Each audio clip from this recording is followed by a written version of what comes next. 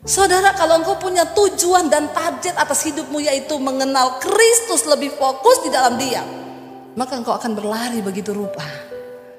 Yang pahit-pahit engkau akan bilang, sudahlah, lupakan. Masalah-masalah berat kita atasi bersama Tuhan. Karena itu kitab Ibrani berkata, tanggalkan semua beban dan dosa yang merintangi hidup kita untuk mencapai panggilan surgawi di dalam Kristus itu. Tinggalkan dosamu, tanggalkan bebanmu. Ya, hari ini hidup yang berfokus kepada Kristus, ya. Saudara, kalau yang namanya berfokus kepada Yesus itu berarti ya berfokus, saudara. Jangan tergoyah fokusnya. Kalau kita nggak fokus, maka semuanya jadi berantakan. Nah, tahun ini biasanya kita membawa proposal kepada Tuhan setiap kali malam tahun baru. 3 lembar proposalnya. 1, 2023 pengen punya rumah lagi. 2, pengen punya mobil lagi. 3, pengen punya ini, pengen mencapai ini. Tapi biarlah tahun ini kita bawa kertas kosong sama Tuhan. Amin. Bilang, Tuhan, aku bawa kertas kosong, tulis semua targetmu atas hidupku. Dan aku yang tanda tangan supaya itu terjadi di tahun 2023. Katakan, yes, sudah cukup banyak waktu yang kita pakai hanya untuk mengejar semua keinginan-keinginan kita. Dan kalau kita mau berfokus kepada Yesus, matikan semua yang ada dalam hidup kita, termasuk semua ambisi. Kerja keras harus, rajin iya, lebih lagi. Tapi biar jangan mengatur Tuhan dalam hidup kita, tapi biar Tuhan yang mengatur hidup kita, sebab Dia yang paling tahu rancangan yang terbaik. Karena kebahagiaan bagi manusia itu bukan waktu kita dapat semua yang kita mau, tapi ketika kita menyerahkan kepada Tuhan dan kita dapat apa yang Tuhan mau di hidup kita. Amin, saudara. Kita nggak tahu hidup ini, saudara. Jangan sombong kalau engkau merasa engkau muda, karena syarat untuk mati nggak harus tua. Jangan sombong karena engkau merasa engkau sehat. Tiap hari saya check up, gula darah saya bagus, kolesterol saya bagus. Syarat untuk mati nggak harus sakit, kan? Ada yang divonis 6 bulan sampai sekarang masih hidup. Yang gak divonis apa-apa, tiba-tiba mati lagi tidur. Bukankah kita harus semakin fokus mengejar Tuhan hari-hari ini? Tanggalkan semua ambisi, tanggalkan semua yang kita mau, kebanggaan kita, dan merendahkan diri di hadapan Tuhan.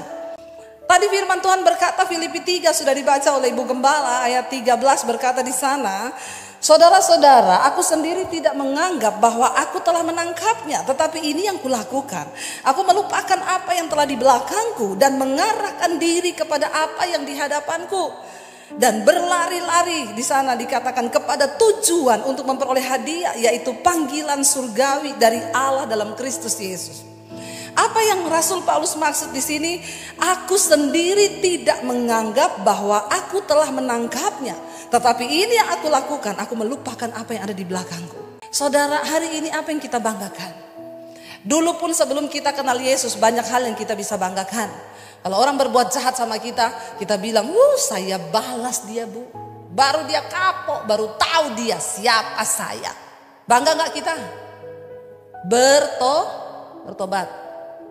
Dia bisa bikin jahat sama saya, tapi saya bisa bikin 7 kali lebih jahat. Bangga kita. Apa yang kita banggakan hari-hari ini?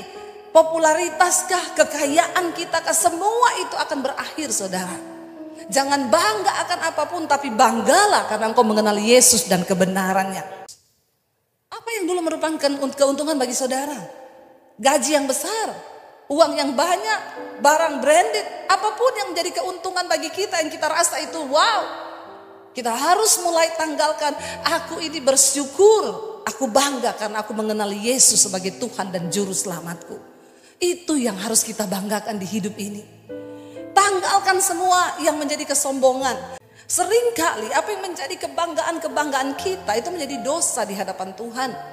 Jangan engkau berpikir engkau sukses, engkau punya pekerjaan yang baik, engkau punya pabrik yang besar, engkau punya apapun hari ini. Seperti Rasul Paulus berkata, aku tanggalkan semua itu, aku serahkan kepada Kristus. Kita hidup dengan kerendahan hati di hadapan Tuhan dan fokus kepada Tuhan. Dia bilang, aku sekarang anggap itu semua rugi. Dosa-dosa kita, saudara, engkau yang masih suka berselingkuh, homoseksual, lesbian, yang punya kepahitan, buang di tahun 2022 yang lalu, katakan amin. Bertobat, hidup sungguh-sungguh dalam kebenaran. Jangan bawa yang pahit-pahit di tahun yang baru. Sudah cukup banyak yang pahit yang lalu. Tapi kita mau bawa semua yang manis bersama Tuhan. Lepaskan pengampunan. Orang berbuat jahat enggak apa-apa. Tetap baik kepada dia, kecuali dia memilih untuk memang tidak mau lagi membangun hubungan, ya sudah, lepaskan. Perhatikan baik-baik. Satu saat nanti engkau akan menyadari bahwa pengenalan kita akan Tuhan itu lebih mulia daripada harta yang kau miliki. Kenapa saudara? Satu saat nanti kita semua akan terbaring di satu tempat yang namanya peti mati. Dan di situ gak ada yang bisa tolong lagi. Harta kita, kekayaan kita, semua kita akan bertanggung jawab pribadi-pribadi dengan Tuhan. Sadarilah itu. Makanya firman Tuhan berkata, sadarilah kemalanganmu, tangisilah dirimu sendiri. Kita memasuki tahun ini, mari kita menangis buat diri kita masing-masing. Saya gak suka memberi harapan-harapan palsu pada jemaat. Ya, kita sudah menerima banyak janji-janji. Tahun ini adalah tahun kemenangan, tahun ini adalah tahun pembebasan, tahun ini adalah tahun ini. Tapi belum tentu tidak akan ada penderitaan di tahun ini. Kita harus mempersiapkan iman kita. Mau atau tidak, suka atau tidak, Alkitab berkata, di hari-hari yang terakhir akan datang masa yang sukar. Tapi orang-orang yang tetap percaya pada Tuhan, yang fokus mencari Tuhan, percayalah ada pertolongan yang supranatural. Saya sudah mengalami itu. Sesuatu yang tidak masuk akal Tuhan bisa buat dalam hidup kita. Apa yang tidak bisa diterima oleh logika, Tuhan sanggup lakukan. Bapak-bapak, hari ini tanggalkan semua egomu, kepinteranmu di dalam berbisnis. Katakan, Tuhan, aku libatkan Engkau dalam usahaku. Turun tangan bekerja Tuhan, karena aku tidak punya cukup kepintaran. Suami istri harus bersepakat. Ya, suami harus belajar untuk mendengarkan istri. Sebaliknya istri juga harus siap untuk mendengarkan suami. Ada banyak orang Kristen hidup ngaku Kristen, tapi tidak memperoleh Kristus. Karena itu hidupnya kacau, rumah tangganya kacau, ke gereja tiap minggu, tapi ribut terus, berantem terus, ya. Tapi waktu engkau memperoleh Kristus, semuanya akan menjadi berbeda, saudara. Dia sanggup memulihkan, bahkan apa yang kelihatannya tidak mungkin lagi. Ketika engkau memperoleh Kristus, Tuhan sanggup. Saudara, waktu engkau memperoleh Kristus, engkau peroleh segala-galanya. Apa yang tidak mungkin bagi pikiran manusia, dia sanggup pulihkan. Saya ketemu banyak orang yang tadinya juga usahanya goyah, gak usah jauh-jauh. Saya di tahun 2020 rasanya mau mati, mau jual rumah, gak tahu mau hidup bagaimana karena pandemi. Tapi Tuhan membalikkan keadaan. Ya, seperti dia hanya semudah berfirman. Saudara, ada berkat supranatural yang Tuhan sediakan bagi engkau di tahun 2023. Asal engkau sungguh-sungguh hidup di dalam kebenaran dan fokus mencari Tuhan. Berkat Tuhan hanya terjadi, ada syaratnya, bagi mereka yang mau taat. Engkau gak taat, silahkan berjuang sendiri di tahun depan, tahun ini. Ya, tetapi engkau yang mau taat, apa itu berkat supranatural? Berkat yang tidak bisa kita lakukan dengan akal logika kita, dengan kekuatan kita. Itu sorga sanggup lakukan buat saudara dan saya. Saya sudah mengalami itu.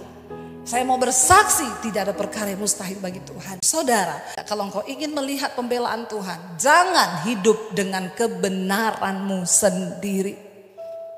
Minta kebenaran Tuhan, amin. Tanggalkan semua kebenaran kita sendiri. Contoh, saya sama anak saya berantem, Bu. Kenapa ibu gak minta maaf? Maaf ya, saya orang tua. Di mana ada cerita orang tua minta maaf sama anak? Itu di ayat mana, pasal berapa, ayat keberapa? Di Alkitab ada tulis begitu? Hai orang tua, jangan pernah minta maaf sama anakmu karena kau itu tua dan dia muda. Itu kebenaran yang kau buat sendiri. Demikian suami-suami, jangan hidup dengan kebenaranmu sendiri. Istri itu pokoknya tahunnya digaji, sisanya dia gak perlu tahu uang saya. Bertobat loh. Amin bapak-bapak. Susah aminnya kalau ini.